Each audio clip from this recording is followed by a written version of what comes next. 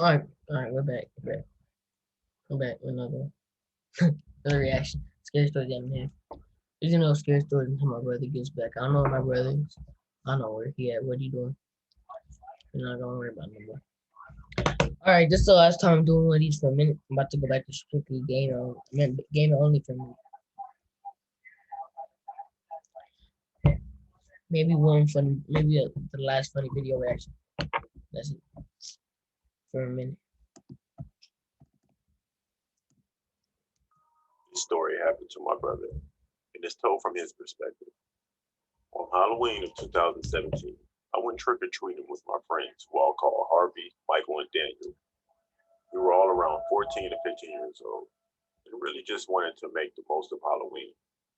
As we had so much homework starting the 10th grade, we probably would never be able to trick or treat again. Anyway, we were all walking down this random street at like 9:30 when we saw one house with insane over the top Halloween decorations that looked like it cost up to about $500. The four of us walked up to the house and rang the bell. Some 50-year-old looking man opened the door and said, "No need to yell. Just come on in and you'll get your sweets." Daniel told the guy, well, asked the guy, "Can you just bring the candy out here?" The guy didn't even answer. And so the four of us just walked away, not saying a single word. But of course, this story wouldn't be scary if it didn't end here. We were walking down my street when Harvey pointed out, "Guys, that man is following us." We all looked out behind us and saw the same 50-year-old looking man walking about 25 feet behind us. The four of us bolted all the way to the house. We ran to my house, thrust open the front door, entered my house, and locked the door. The four of us were just hyperventilating as if we just ran an ultra marathon. I was starting to settle down when Jason said, "Look at the window." We all looked. There he was, the old man looking through one of my Bro, what is windows. up with this? My parents were on a vacation, and my brother was at his friend's Halloween party, so we couldn't tell them. I'd have been terrified. But what really made this horrifying was that I could see this guy holding a gun in his hand. Yeah, I keep yelled doing at this my one friends, too. and we ran upstairs to call the police. The officers arrived in about 10 minutes. The man wasn't on my property anymore, Now but we you feel remembered the house, so that's where we went. The cops went there, searched the whole place, and came out with the man in chains. It turned out the house was vacant, and the man was a serial killer who escaped from prison a month ago. If my friends and I are able to go trick or treating again, we're avoiding the street that this house was on. And who knows what that guy was really going to do if we went in. I'm glad this happened when we were teenagers and not when we were.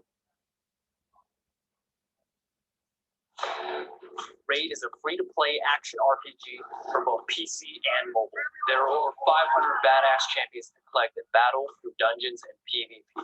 In the most recent update, they actually put me in the game. That's right, I have my very own champion, Saito. Let's skip this one. I'm not paying attention. I'm doing it. 9 years old. All I can say is if you're trick or treating, make sure that the house owner is completely normal.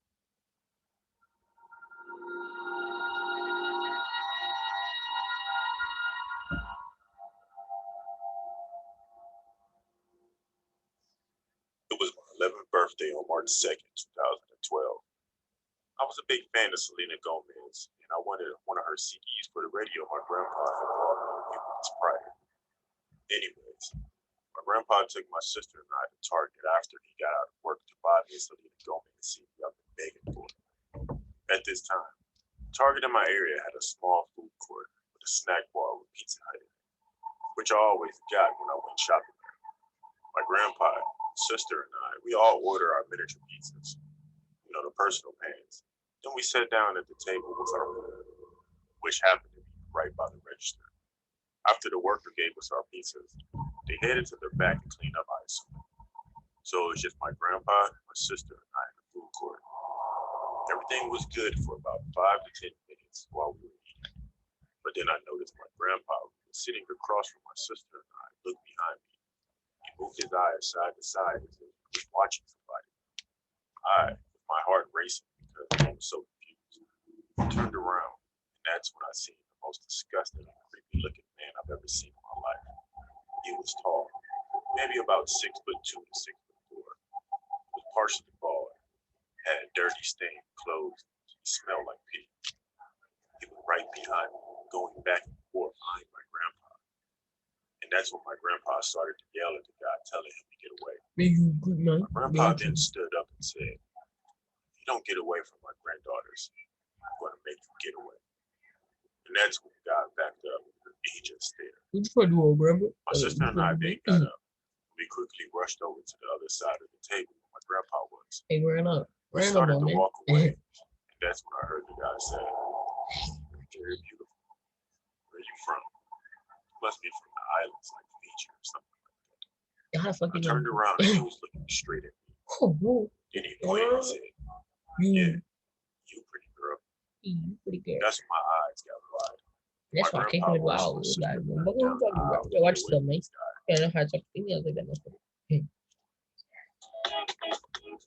But the crazy thing, bro, is that 100% of the people that watch my YouTube videos, like, yeah, I don't even know the hell they were looking at it. He was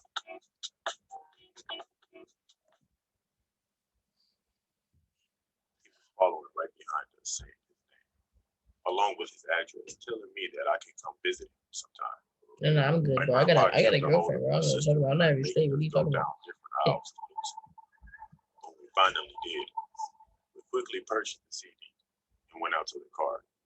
When we got into the car, our grandpa was driving out of the parking lot, and we saw the guy walk out of the store looking around like he was looking for us. Or specifically looking for me. He didn't see us, as we were already Why did I pause it? driving away. Okay, so I'm over here But I trying was to record the video. terrified The because next that was video. something I've never experienced in my life before. I wish I could say that was My the tight schedule. but I seen that guy one more time after that. 2 years later, when I was 13, again, I was with my grandpa, but it was just him and I. We were leaving my grandparents' house, and we got into the car to head to the mall. As we were at the end of our street, we seen the guy walking down the street. Yeah, you I know how stared at he him makes. wide-eyed, and we made eye contact, which made my heart drop in fear. He then immediately started to scream as soon as he saw me and tried to run after the car as my grandpa drove off. But of course, he didn't catch us. You're in a Later car, on, of course we you got do. back What are you talking about? to my grandparents' house. You better be Usain Bolt. I had found out there was an insane asylum right down the street from my grandparents' house at the time, which is where we believed he lived.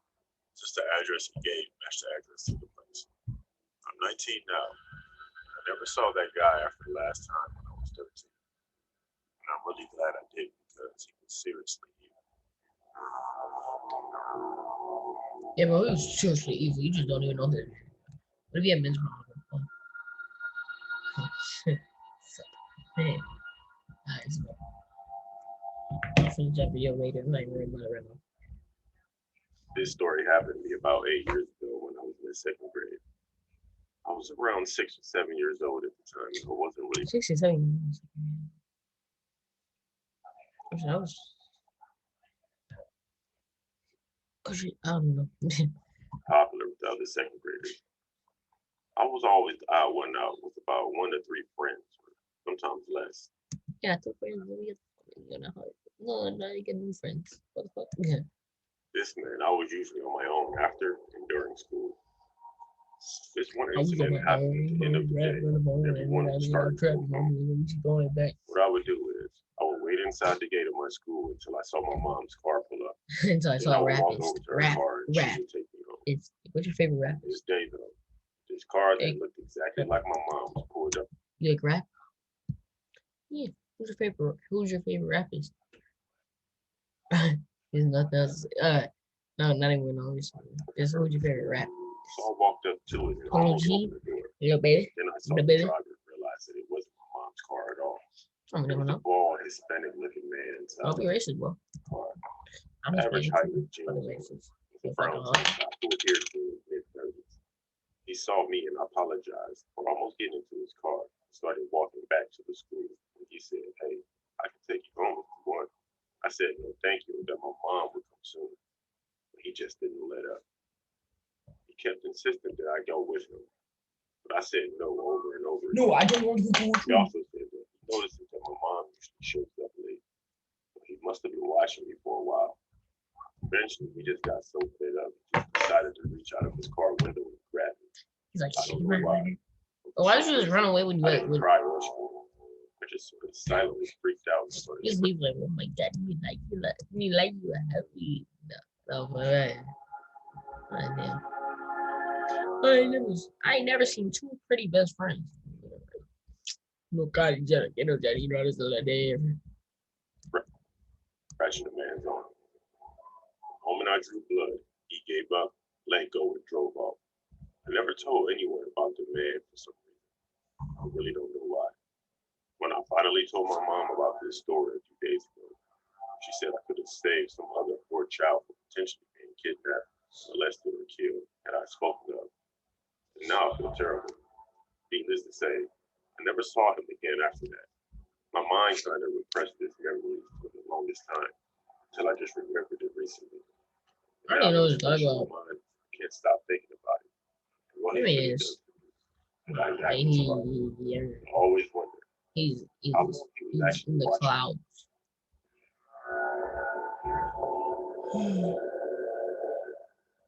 My man, he's in the clouds.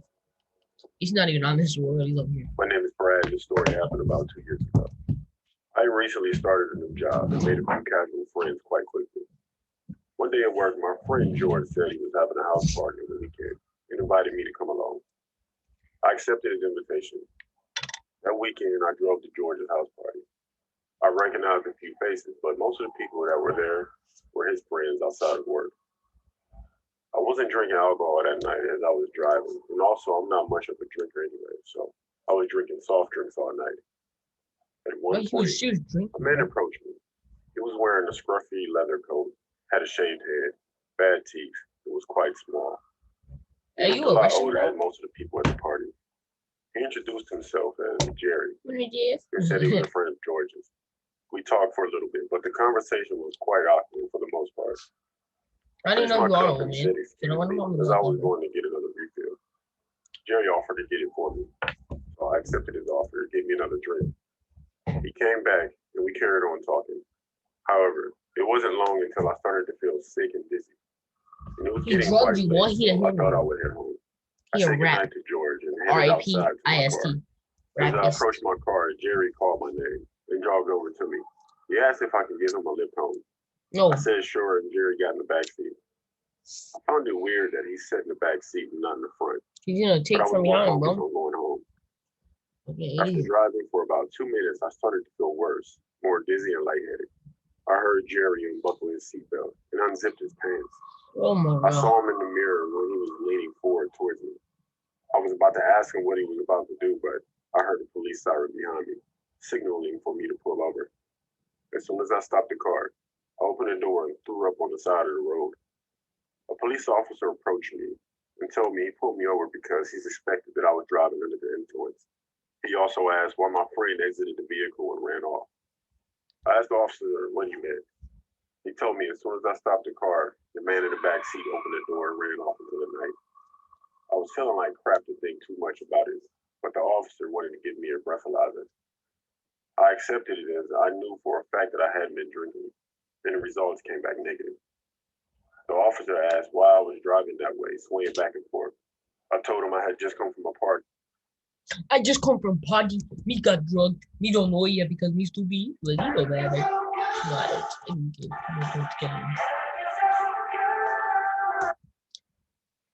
If it was me, I wouldn't let nobody in my car. I don't care. I don't care if you're family or nothing, bro. I don't trust nobody. Okay. No. I don't know who you are, bro. Even if you raise me, I don't know who you are, but don't. Nah, bro. I ain't giving you a ride. Walk it home. And I didn't feel well, so I wanted to head home. The officer looked at me for a moment and then asked how well I knew the person that was in my car. I told him I didn't really know him. I just met him that night and was giving him a lift home. The officer then said he suspected that the man had spiked my drink and was probably about to assault me. It made sense, and I told him that before I pulled over, he unbuckled his seatbelt and pants and was leaning forward. The officer said he would send out a patrol looking for the man who was in my car.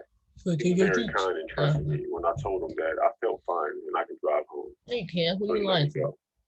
The next day, I told George what had happened to me and asked if he knew Jerry. George told me he didn't know anyone named Jerry, but he said he would ask around if anyone knew Jerry or recognized my description of him. Unsurprisingly, no one knew him. I often think how lucky I am that the police officer was there and caused Jerry to flee from my car, proving that Jerry had malicious intentions. Otherwise, who knows what might have happened to me that night. Be careful who you pick up. Be careful when you drive around at Don't night. drive nowhere around. Take it from me. I don't even drive. I know what's happening. You good for my man? Come here over here. About 2 years ago, I had trouble Watch sleeping TV. and would get these really bad headaches. Watch TV or something, bro. I spoke to a Don't friend go to of sleep yet, mine because you about still it, got something and to he do. suggested Don't worry that I about should it. go for a night drive, as it helped him when he was stressed out. I started going night drives whenever I was having trouble going to sleep. One night I was driving, and it was very He foggy just tells you. and lightly raining. I looked in my mirror, and in the distance, I could see headlights. It was a bit unusual to see a car at the time of night, but it wasn't anything suspicious. The headlights faded away, and I couldn't see them anymore. About a minute later, all of a sudden, the headlights were back, and right behind me, driving very aggressively, beeping their horn. I slowed down to let them pass me, but they didn't. So that's how They you kept want tailgating to. me. So I decided to pull over and see what their problem was, but when I stopped the car, they drove straight past me and disappeared down the road into the fog. I took a breath and then carried on driving. About 5 minutes went by, and I saw headlights in my mirror again.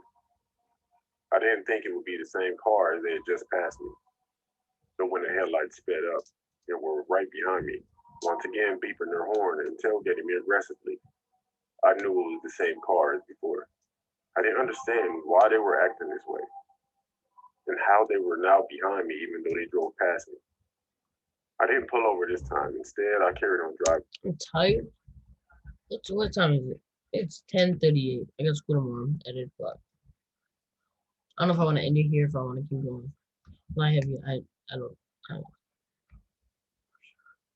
Actually, let's do 10-second challenge, whatever.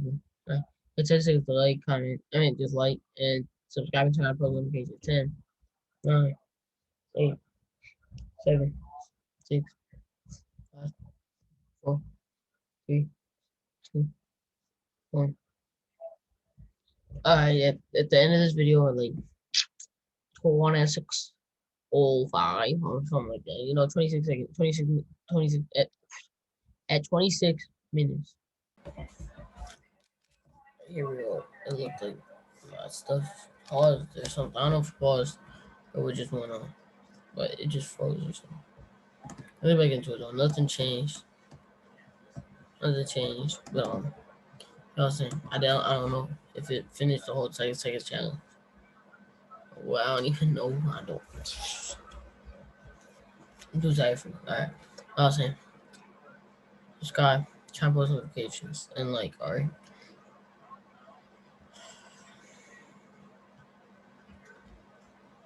Let's get back into it. It's been mostly gaming videos for a couple weeks. A couple posts. Post on weekends and Wednesdays. There's no time. I just post. Mostly post at night because some people wake up, they get the notifications, and hopefully it's a notification just watch it. They got free time. I don't know what people do. I really don't. I don't care either. I'm just tired. Let's get back into it. The driver of the car carried on tailgating me and beeping their horn constantly, just like before. But it wasn't long before the car lost control and swerved off the road and crashed into a tree. After seeing the car crash behind me, I stopped my car abruptly. I hesitated whether or not to get out and check to see if the person was okay. They Gucci. They seemed to be out to cause me harm specifically. Go sit down. What are you doing? But I couldn't leave the area knowing someone might be hurt. I turned my car around and drove up to the tree where the car crashed. When my headlights reached the tree, there was nothing there. There was no car, no tire tracks, nothing. I started to think I was losing my mind and not getting enough sleep. I headed home after finding nothing. The following day, I told my friend where I was driving and what I experienced. He laughed and said I might have seen a ghost. I thought he was joking, but he told me the road I was driving on was known as Death Road. I asked him why it was called that, and he told me apparently years ago, a drunk driver was aggressively trying to knock a car off the road until he lost control and crashed. He died at the scene. I'm not a person to believe in ghosts or supernatural stuff, but what I witnessed was so real. And the fact that I could hear the car right behind mine and hear the crash makes me believe I did experience something paranormal that night.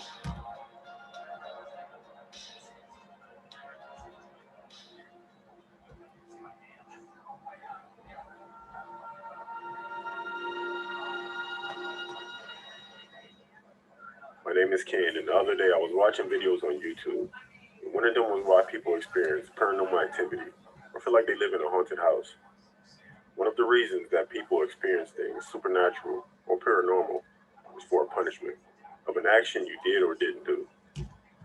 I found it interesting because about 4 years ago, I had a very strange and frightening experience. The job I worked for was changing things around and asked me to work later.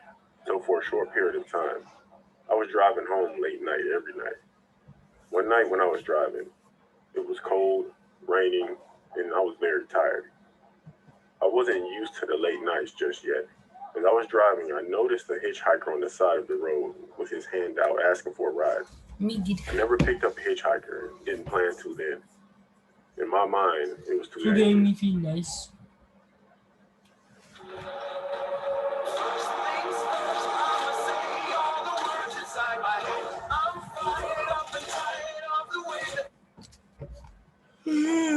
So I drove past him. I didn't look back at all. A few miles down the road, I saw another hitchhiker. It was like it was the same person that I drove past, but this time they weren't holding out their hand. I was having trouble keeping my eyes open, so I stopped at the next gas station I found to get an energy drink. I went inside the gas station, grabbed an energy drink, and stood at the counter waiting for the cashier to come back, wherever he was. As I was waiting, I looked outside and it looked like the hitchhiker was standing in the parking lot looking towards the gas station. At that point, the cashier came to the counter, and when I looked back outside, the hitchhiker was gone. I thought I just needed some sleep. I got in my car and carried on driving home. About 5 minutes passed when I saw the same hitchhiker standing on the side of the road. I looked in the mirror and briefly saw a man in the back seat watching me. This scared me and made me jump so much I nearly lost control of the car. I stopped the car, got out, and checked the back seat and saw no one. I stood there trying to calm down and catch my breath. After calming down, I got back in my car and continued driving. The whole ride home, I was afraid to look in my mirror. Even though I didn't see that man again, I still felt him sitting there watching me.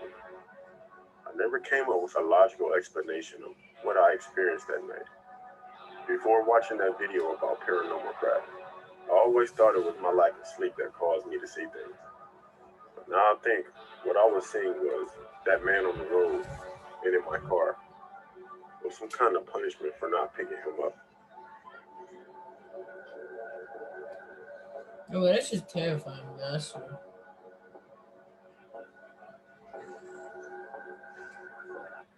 So this happened about a year ago.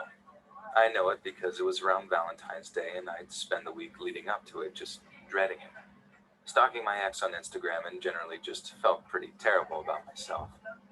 We split up a few months earlier and she kept the flat we'd lived in, seeing as she did most of the work finding it. Her friend moved in and I moved out. It was a simple but painful arrangement. I ended up finding a flat for myself way out, on pretty much the outskirts of the city.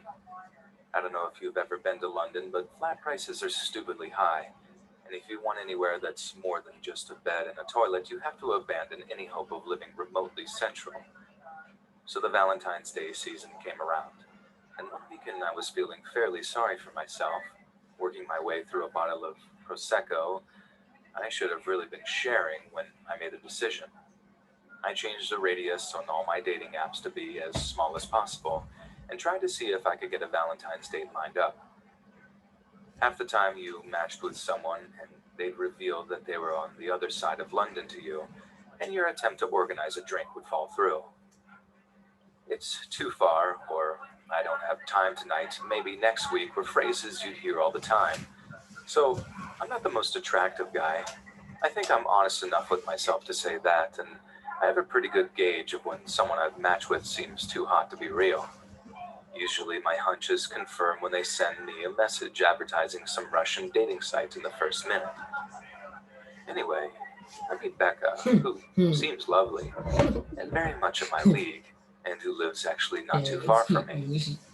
We agree to go for a drink at the Crown the day before Valentine's Day, so as not to have the awkward expectation of anything extra romantic, which is pretty much the local for anyone who lives near my overground stop. And I'm pretty excited, to be honest. She seems pretty funny. Maybe not wife material, but we get along, and for a while, the thought of my ex off on her own Valentine's Day seems a lot less unpleasant. You stop. So, date night comes, and I have my usual beer or two before for a bit of Dutch courage and head off to the Crown. I send her a message to let her know that I'm on the way, and she says cool, she's almost there. It's a little dark out, and there's a thin mist of rain, but I shrug it off. It is London after all. The walk to the pub doesn't usually take too long. You have to navigate loads of little back streets that ends up slowing you down a whole bunch, and I spend a little extra time to avoid some alleyways, just because I've heard stories about people getting mugged around here. But I arrive to the Crown only a bit late, and send her a message apologizing as I get in. She replies, You are.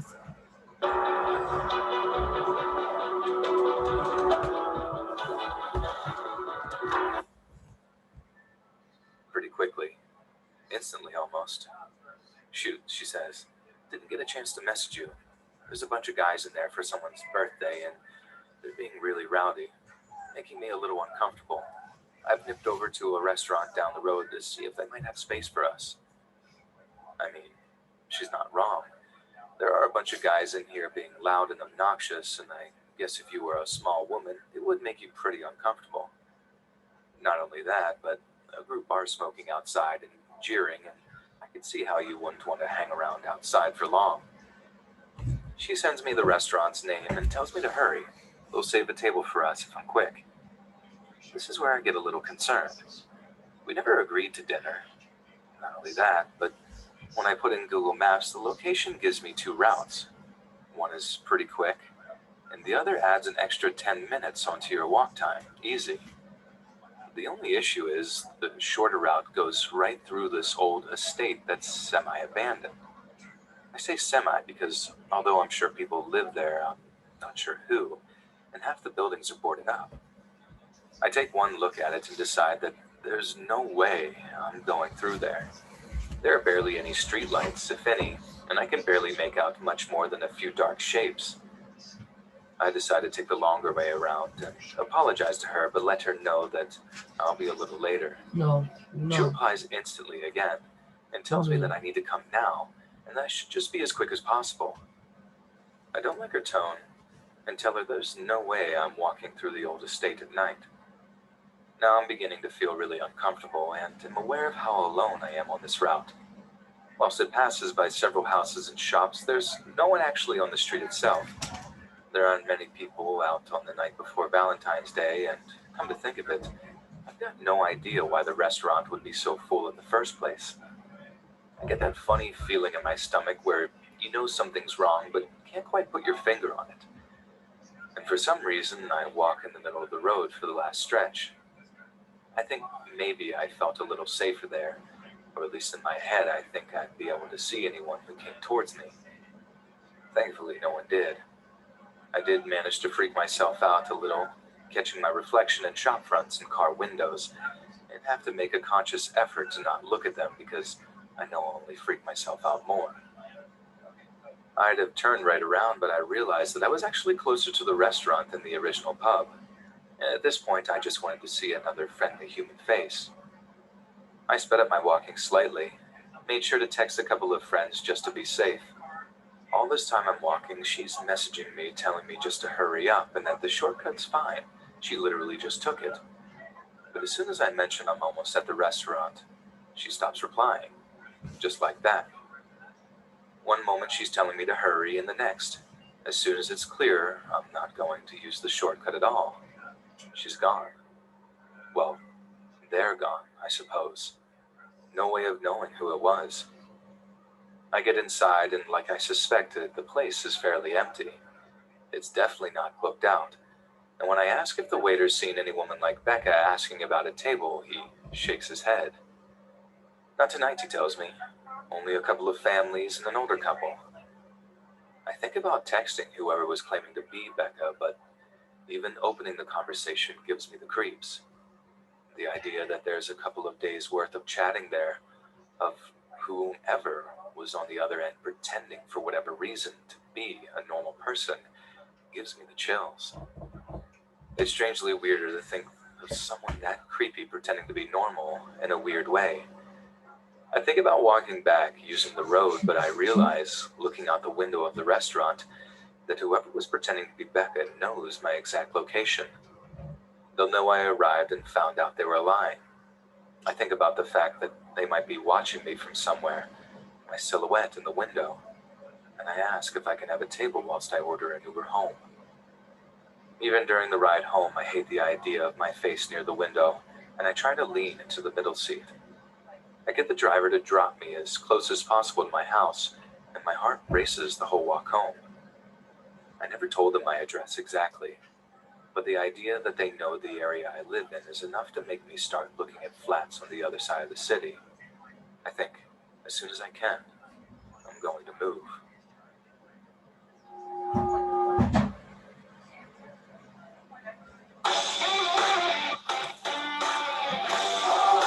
Sorry, says me. Oh, we're over. Alright, this is all I'm doing. I don't got too much. Just too tired for this side. Hey, but 30-second challenge, whatever, right? You gotta like, comment, subscribe, turn on notifications. So, do everything. Comment if you haven't already. Yeah, that's all I got for you. Swing till turns 10:56 now, and it might be up on Thursday. It might be up on I don't know, like literally an hour before Thursday. Which I don't even know what day it is. Hold up, give me a second. Guess Wednesday. Tired, too tired for this. Yeah. No. I don't know. Okay. No.